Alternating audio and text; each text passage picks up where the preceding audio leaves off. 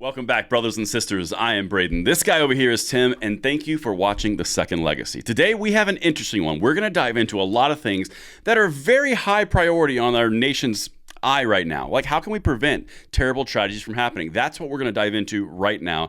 But before we get into that, we want to thank our sponsor for this episode, AccuFire.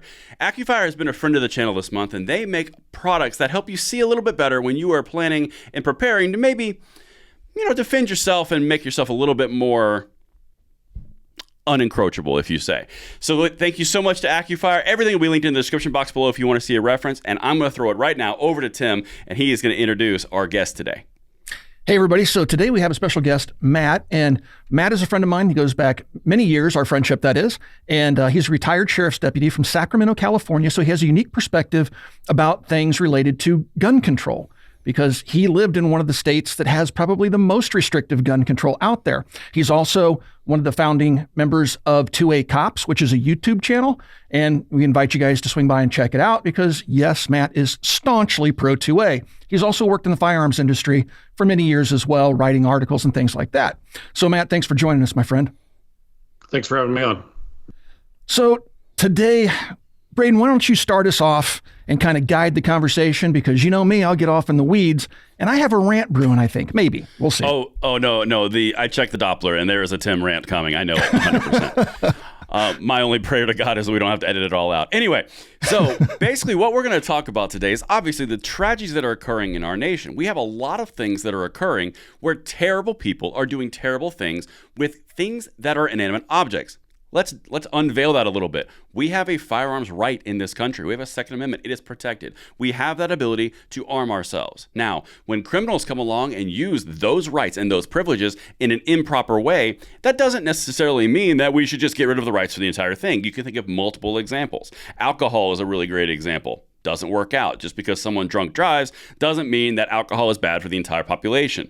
This is not a situation where you can approach it from a collective standpoint, which is I'm sure we're going to hit on because the progressives align straight to that collective. So why are we seeing all the pressure right now going against banning anything and everything that is a perception of a scary approach, right? And that's what we're going to hit on right now. And like Tim said, thank you so much for joining us, my man.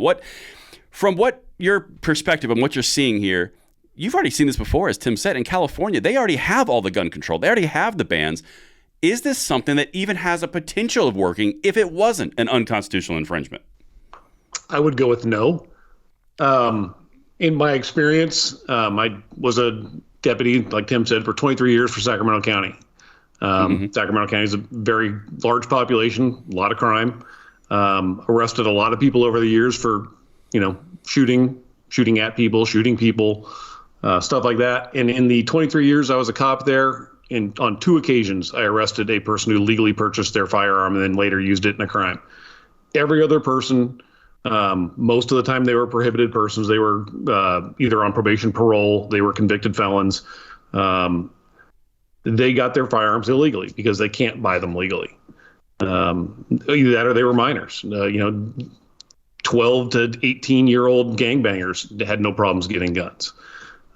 It's all like you said, they've got all the laws that they want to do nationwide, and it hasn't stopped crime at all. That's staggering to me, to think that you served your community for 23 years and in a high crime area, and all the people that you arrested for committing violent crimes, 2 of them purchased their guns through legal channels. That is stunning, but that buttresses our position is something we talk about here on the channel all the time, and that's that these gun laws don't work. The only people that are affected by these gun laws are the law-abiding. The criminals get their Glocks and their Glock switches off Amazon or wherever they buy them online. They go out and buy whatever they want out of the trunk of a car. And make no mistake, guns are found in prisons. So that means if, just like drugs flow over our borders, these gangs will have weapons flowing over the borders should they completely ban guns in the United States. The criminals are always going to have those guns. So passing these nonsensical laws historically has done nothing and will do nothing. And it's just, man, it just churns my stomach to hear you say that, because this needs to be said in front of Congress, assuming half of them would even bother to listen. That's just absolutely crazy. Absolutely. And I just want to jump on that point real quickly.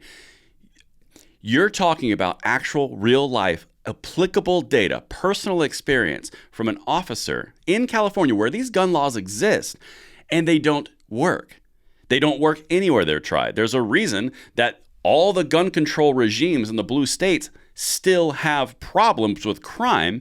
It's because the laws do not work. Criminals ignore them. This is basic level humanity. Criminals gonna criminal. The only thing that's gonna do if applying laws to them is going to make a prohibited area, which makes economic strike and price go up. It doesn't stop the activity, it makes the price go up. You can look at the entire drug trade for a good example of that. You can go back to prohibition or a good example of that.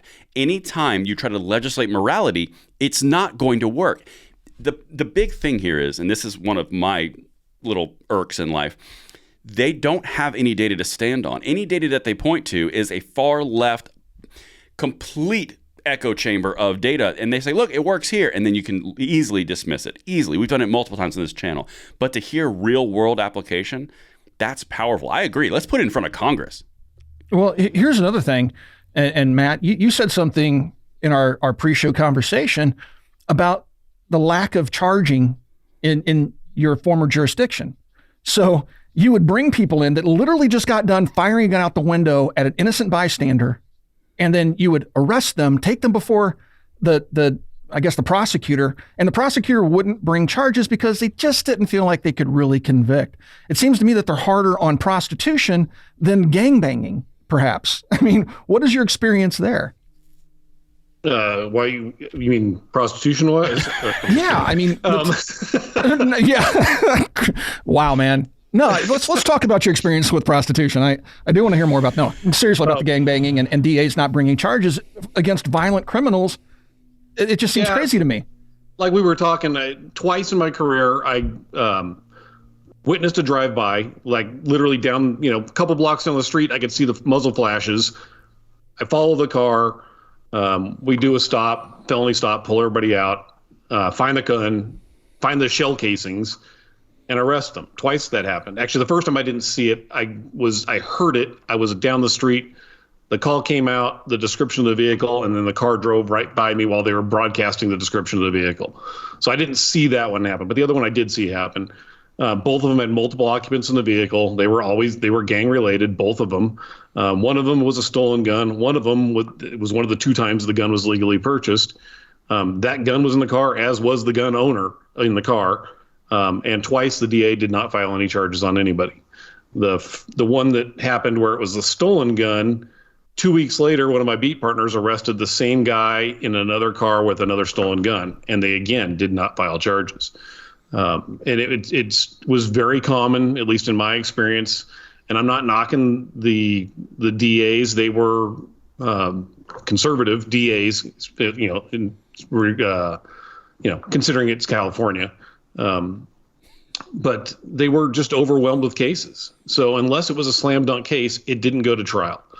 And they would do everything they could to plea bargain it out. And I can't tell you what happened in those cases. I was just told, we would fill out the report. We would send it to all the DA's office. We never had any personal contact. You'd get a form back and it just said not filed. And that was it. So that is like enraging. So you have laws that punish lawful gun owners. You have criminals running amok with anything they want, up to and including machine guns and anything else they can get their hands on. And then when they actually commit a crime, a violent crime, they're just too busy to really prosecute. Unless it's a slam dunk, I'm up for re-election, we'll just let this one go. Put them right back on the street and they recommit the crime. It's right. And yet they want to punish us for this behavior. Me. I've never committed a crime in my life. That's the most important thing, Tim. That's the most important thing. But I'm going to take my gun away. So that's the piece, man. This is such a great segment because that's the piece. All of these laws that are being applied to the broad population in a gun control state like California, they don't enforce them when they are violated by the actual criminals, but they still apply them across the board because we can't have those because it would be detrimental to society. Again, Bruin decision is taking a wrecking ball to all of that, but that's the ethos, that's the mindset.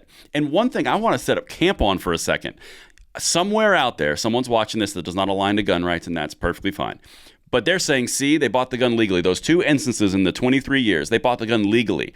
The thing here is those are outlier scenarios. There's a reason that the ATF's time to crime data is multiple years, because there are outliers which make it shorter. This would be an extreme case. But in 2 instances across 23 years, that is staggering. You cannot find that kind of data and that level of outlier anywhere else. But in fact, in this case, well, we should just take the guns because it's obviously applicable to everybody. It's mind-boggling. Let me throw this out there too, if I can. Those 2 guns, neither one of them were assault weapons. One of them was a Taurus handgun, semi-auto, and the other one was a Winchester lever action. Oh, wow. Well, load it on Sunday and shoot all week. It's the assault weapon of the 1880s. Here's something that really, really rubs me the wrong way. They go through all this, they pass all these really restrictive gun control laws, which again only affect the law abiding. And then when their own prosecutions don't take place, when the criminals are put back on the street and they commit violent crimes again, what's their solution to that? Let's pass more laws that we won't enforce. Mm-hmm. And then when more people get hurt, we're going to blame the legal gun owner once again and strip them of their rights by passing even more laws. I mean, this is the very definition of insanity and circular logic. It's mind-boggling to me, but yet this is what they pitch. And unfortunately, there's a good number of Americans that are buying what they're pitching. They think that, oh, yeah, we'll just ban them and it'll go away and everything will be great. We'll live in utopia. That isn't how it works. And they can cite any country they want on the planet. They aren't America. So there's so many differences between the various countries that you can't say, well, America versus Canada, which has a large gun-owning population as well. You can't make those comparisons. So it's just, oh my gosh, you just want to scream at the sky, kind of like an anti-gunner when you hear this stuff, because it's like they're purposely setting it up for failure so that they have a reason to come back later and pass more gun control. They know it's not going to work, and they're going to make sure it doesn't work so they can come back and pass something else. Oh, yeah.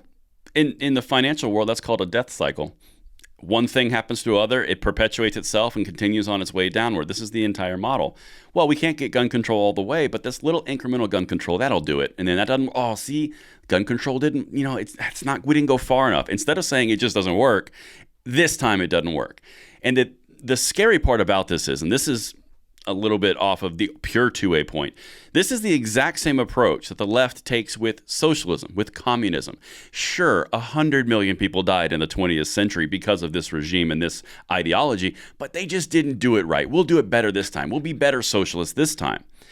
This is a mainstay on the left. The idea doesn't work, but I still want it to work, so therefore we're going to try it again, even though all of these evidences show that it doesn't. This is applicable across the board, and I think that is a powerful connection point to me.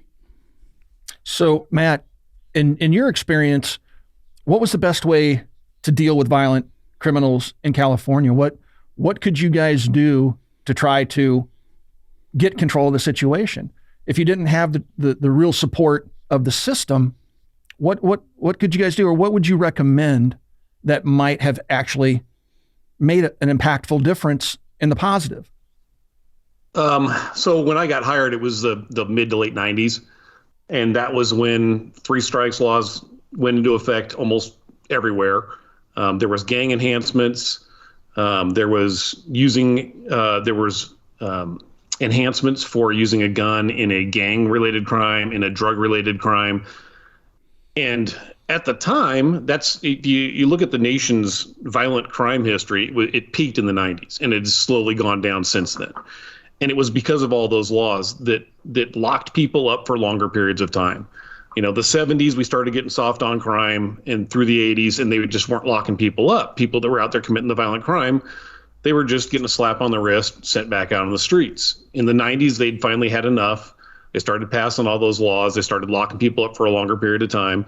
I mean, the violent crime overwhelmingly is done by a very small group of people, and they're all recidivists. They commit crime, they go to jail for a short stint, they come back out, and they commit more crime.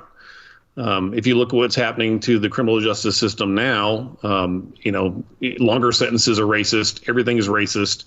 So they've started reducing all those gang enhancements. They've reduced all the drug enhancements because apparently only certain minority groups commit those crimes. I don't know why. Certain people think that, but that's what they've started claiming, that all those things are racist. They're not locking people up because of their skin color. They're locking them up based on their behavior. So those enhancements had locked people up for longer periods of time, and that's why that violent crime rate dropped. We're just not locking people up anymore. I mean, in California, it's almost impossible to take somebody to jail. It's a cite and release program. Yeah, it seems like we're going back to the 70s and 80s with these activist DAs that, basically somebody goes out, starts shooting at somebody, even hits somebody, and they wind up being bonded out for $25. Or now the popular thing is, cashless bail. Yeah, just go on. Here's your court date. Try not to shoot anybody else. We'll see you in 2 months.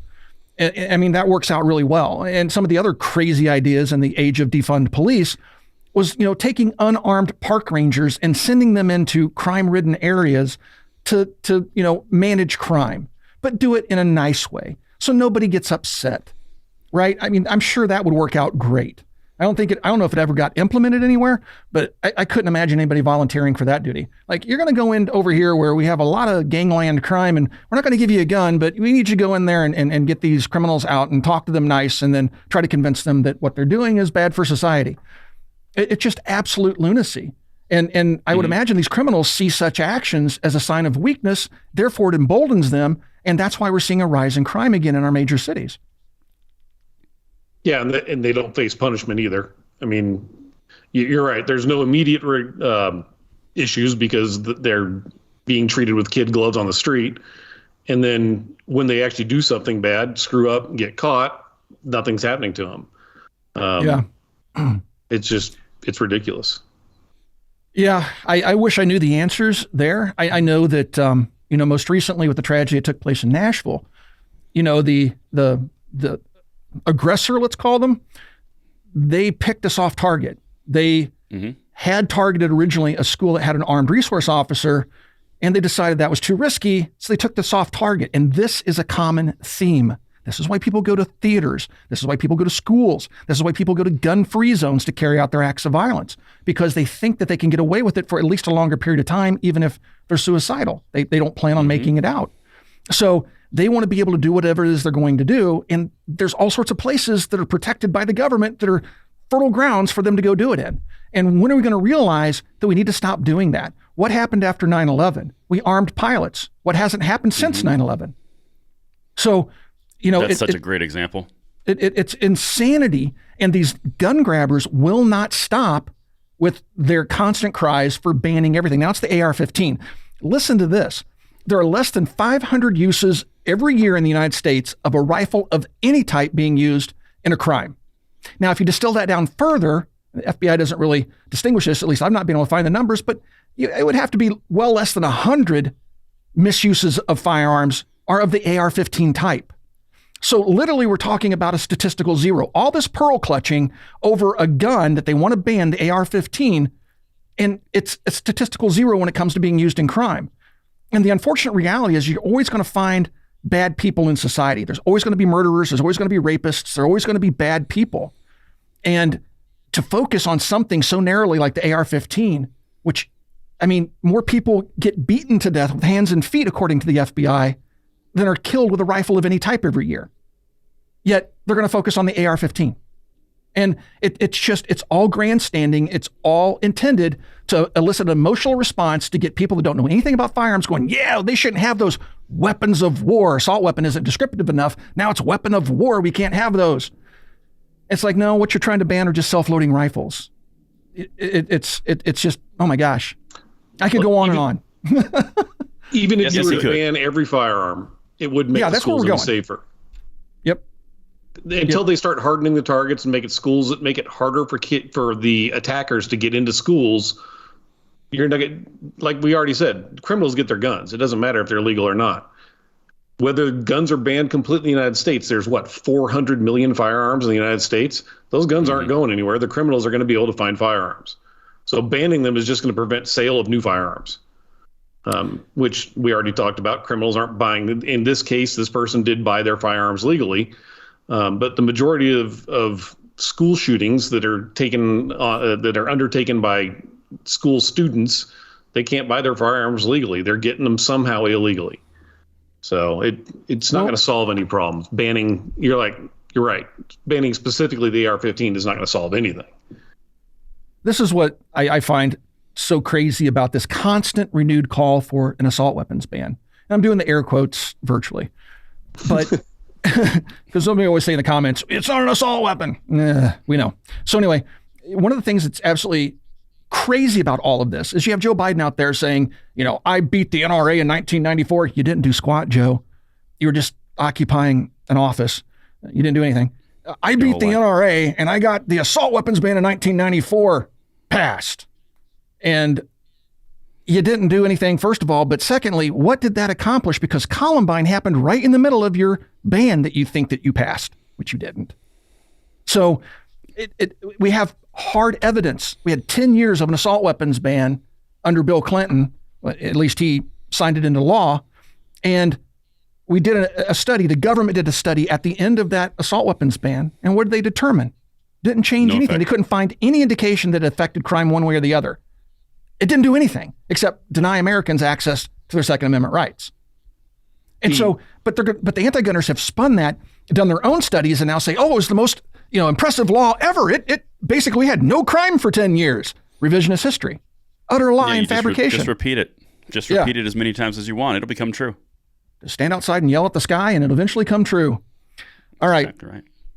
They point to the lowering violent crime rate and attribute it to the assault weapons ban, but like I was just talking about, it had nothing to do with the assault weapons ban. It had to do with the fact that we were being hard on criminals. And it started before the assault weapons ban went into place, and if you watch, it drops consistently all throughout. After the assault weapons ban, it still continued to drop. So it had nothing to do with the assault weapons ban. No, and I think that's a great point to segment to the end of the show. Is we literally have 30 years of data to where you saw NICS background check systems going upward for 30 years consistently at an exponential rate, and at the exact same time, crime was being punished and actually jailed and was falling off of a cliff. Violent crime was. We have everything that we possibly need to refute these points. We've got this.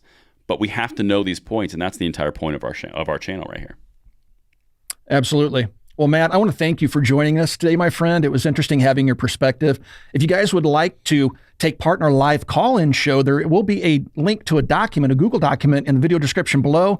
Fill that out and come on our live show. Ask a question. We welcome you guys to come onto the show and pose those hard questions, because that's a lot of fun to answer, and you guys come up with some really, really good questions. And with that being said, we'll talk to you guys soon.